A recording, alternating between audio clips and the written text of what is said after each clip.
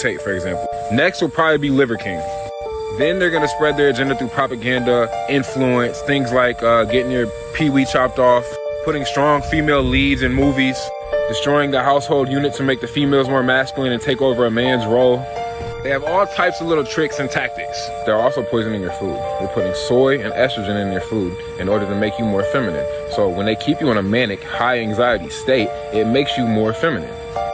They understand psychology and human nature along with biology. They know that men are only in their prime when they're conquering, dominating, fighting, philosophizing, learning. And when they take men out of their true element, they're left with female traits. This makes you susceptible to making irrational decisions and thinking with your feelings as opposed to thinking logically. By keeping you in a state of high anxiety and manic and depression, this is how they destroy your masculine. This also takes away the ability to overthrow any government. They know that a masculine man is more likely to rebel, so they're going to keep you obedient. And how they do that is by destroying your masculinity. And thinking with your emotions and irrationally makes you buy more things. It makes you spend more money. It makes you stay in the house. It creates the inability to fight. Ultimately, it just makes you a beta male. And the people at the top need you to be weak. They want you to be weak so they can feed off of you. It's always been this way. The strong have always dominated throughout history back in caveman days. So you're always going to have a little weak beta male that's going to try to outsmart the big alpha male in order to suppress them. Come on now, the people at the top aren't strong. They're not masculine. They're betas. Open your eye. Gender wars feed into this? Yes, it's part of the tactics that Sun Tzu would be proud of in the art of war. You have to destabilize the society from within. And to do that, you have to create confusion in the society. And who do you attack to do that? You attack the women and the children. And that's exactly who they attacked. They attacked the women in the 60s when they introduced feminism. Not the feminism that was what we call, suffragette feminism.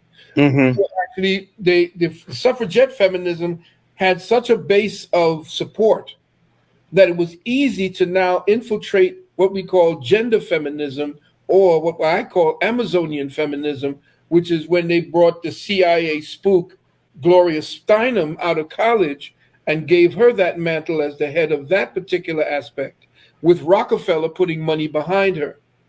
Okay, so once that happened, now she began to go and get the Oprahs and all the rest of the Jenny Craigs or Jenny Jones or whoever it was, and all of them. And now the attack against men, which is part of the what they call the strategy of undermining authority. That was part of the Sun Tzu. What you do is men constitute the primary authority. Women constitute the secondary authority in a society. I know that that's something you don't talk about right now, but that's the truth. That's how it works. We're the ones who create families. We're the ones who are the creators of and the guardians of relationships. Women are the sentinels of sex.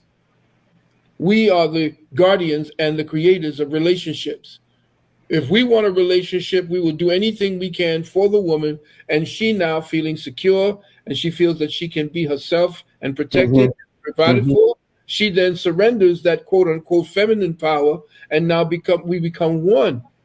Power was nothing that you give to a woman. You give a woman power, and you see what she does with it. And this is exactly what it is, that you get the worst of women's power, and you put it into a governmental structure, and you get feminism. And you get it in such a way that it will accept anything, because the feminine principle is unconditional. The masculine principle is conditional. That's why we can create whole societies and civilizations. Men do that. With those who want to control and destroy a civilization know that they have to use the weakest link and elevate it to the strongest link. And I'm not speaking anything that's derogatory, that is untrue and cannot be proven. You elevate a woman to the man's power, and then you elevate not only her good, but her bad side. And the worst of her has to do with her feelings inside of things that cannot be used, where you cannot use feelings in order to deal with decisions. That's why men usually they say, well, men they don't want to get in touch with their feelings. Women would want you to get in touch with your feelings because they're the best manipulators of feelings. That's why men have to be very careful about what they do, what they react to, and how they respond to certain women, because there are women out there that are very devious. And now that they have people in the government that protect them so that they are not held responsible for their actions. 60%. Do you know that a woman can create the same crime and get 60% less jail time for the same crime that a man would have to spend full time? Interesting. It's the truth. And what they've done is they've made the courts hers, because they know that the infrastructure, Especially family court. they know that the infrastructural power to a society are the men. So you have to make sure that you create a cloud of distrust between the man and the woman. And for between the entire end of the 60s going into the 70s, but particularly through the 90s, there was an all-out assault against men, which is still happening today. If you can notice in all the movies, in order for you to empower women, it says you have to empower women. Well, if you empower women, you disempower men. Because if you look at all of the examples of what the superheroes are, all the superhero women that they put up there don't have to go through the crucible that they showed that the men did in the superheroes. How do you become a superhero? How does the men? Spider-Man lost his uncle. Thor was kicked out of, what do you call it? You had to go through. The men went through the crucible. The women, automatic. I'm the best. Look at this crap with Hulk. She-Hulk. She's better than he is. She's half his size, but stronger than he is. This is the kind of nonsense. There's a movie or book called She-Hulk? No, it's a Marvel character that's a series that, the young Really? people are doing. Yeah. She-Hulk. She's the cousin of Bruce Banner. And what happened was she was shot, I think, in the comic books, because I was a Marvelite myself back in the day when it was first coming out. Mm-hmm. She was shot, from what I understand, and when she shot, her cousin, who was the Hulk, had to use a transfusion to give her because she was bleeding out. And what happened was he helped her, but they couldn't show that. What had to be shown is that no woman got anything from a man. In anything that you see going on today where there's a superpowered woman, they will never show you the man being the teacher or the one who gave her her skills.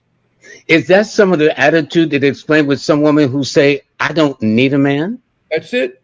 And you have and remember, the society that wants to undermine the culture and your country has to make sure that those who would never in the real world supplant the power of men have to make it look like they can. But meanwhile, the society is eroding, and women who are going after careers, young women, they're usually recruited between the ages of 16 and 21.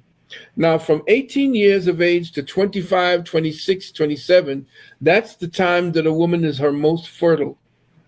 And so that's the time they made sure that she could not be fertile, that she should not be looking for marriage when she's at her most fertile, she's at her most beautiful, she's strong and she can carry children. No, you are going to create your thing. You got to be a boss girl. You got to be a boss bitch, as they call her. Yeah. Yourself, do your thing. You got to do your thing all this time, your career, not realizing. Blame the hookup culture, as they call it now. Well, the hookup culture is Not about. Go ahead. I'm sorry. It's a result of the actual tactic. You have to understand when you waste most of your life during the times of ancient cultures, when a woman started her fertility, she was courted. Okay, and that courting was protected. Everybody knew that the female hymen was the most precious thing that a woman could give to the future of a culture. Okay, why? Because that was the doorway to the future.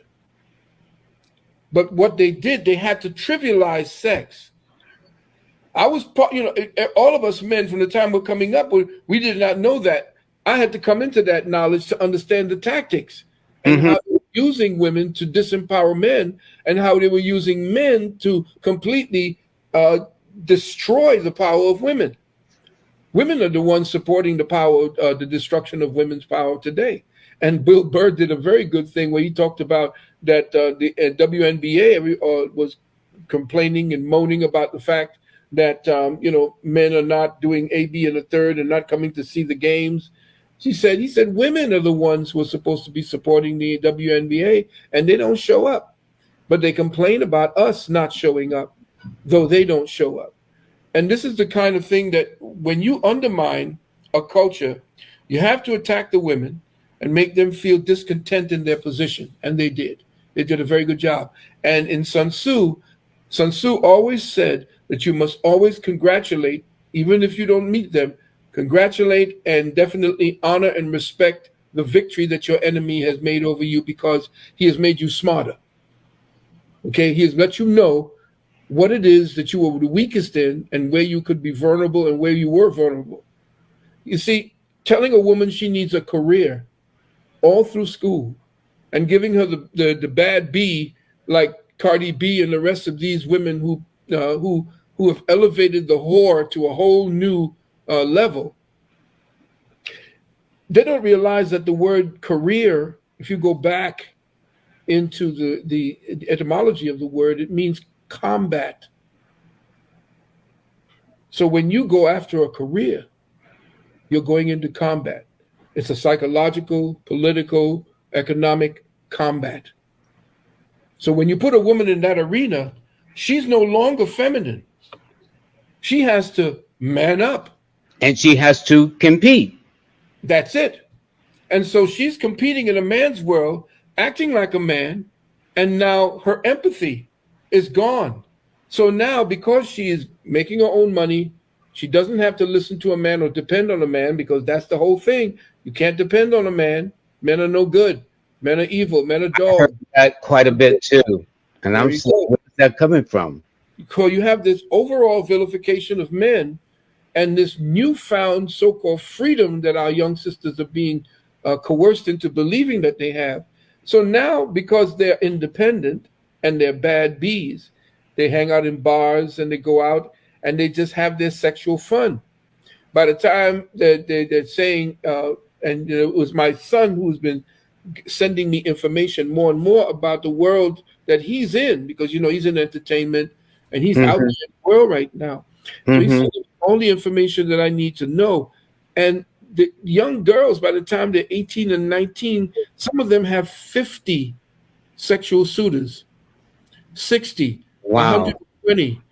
So most of them don't. That's where this whole thing of body count now comes in. Right, that's where it comes in. Body count. I says, where did that come from? You know what I'm saying? It comes from them thinking that they can act like men, because that's a man's thing. It's not a woman's thing. It's a man's thing. Women don't want men who don't know how to make love or how to satisfy them.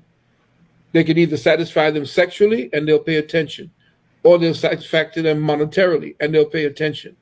Today's women has become so superficial that money, and sex, they control the sex, but you can control them through sex as well. If you are endowed enough and you can rock their world, they'll listen to you. In fact, they'll leave husbands, boyfriends, and tiptoe to act like you and go meet somebody that they can satisfy themselves with and have a beta male at home, making sure that they can eat every day or have a home and a place for them to stay. They'll go back to that, be satisfied. He's not getting any sex, but she'll be out getting sex with somebody else. That's how the game is being played today.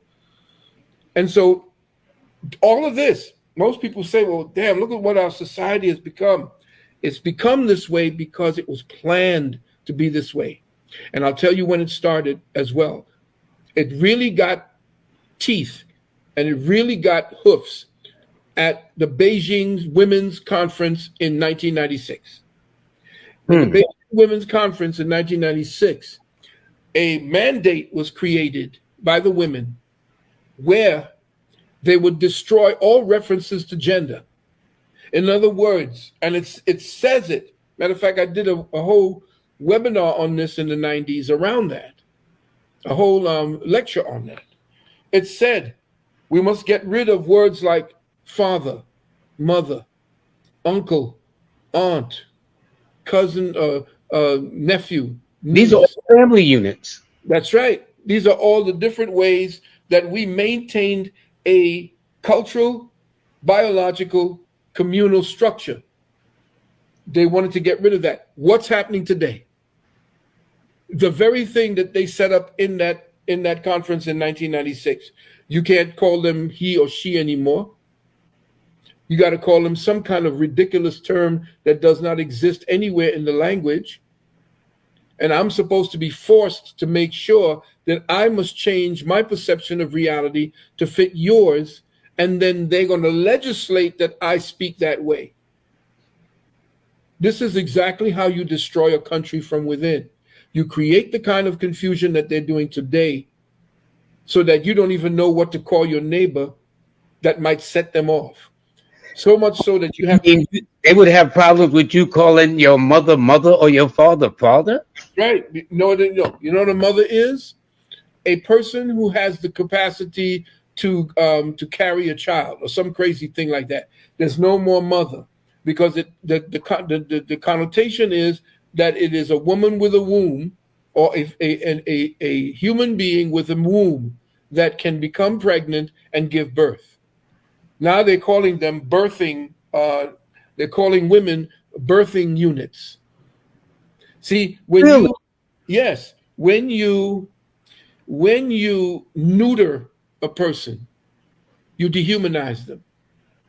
They become drones in the very society that you want to enslave. You take away the humanity. You take away the very identity that a woman is represented to be. The fact that she has a womb means that she is a mother. She has a potential mother. You take that away and say that a man can become pregnant. Now you're creating confusion because the next generation, who is learning from that generation that's twisted, is going to carry on that twisted mentality. And that's exactly what they're doing to So what would they call a father then, if that's the case, Phil? a human with the capacity to create sperm. That's heavy. That's heavy. That's the reality today, my good brother. That's the reality today.